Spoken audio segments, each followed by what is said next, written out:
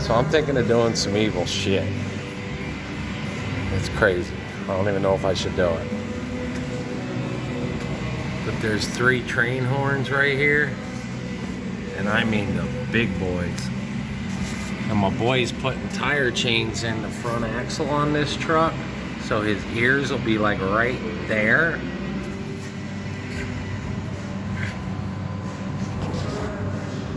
I don't think this is gonna go well.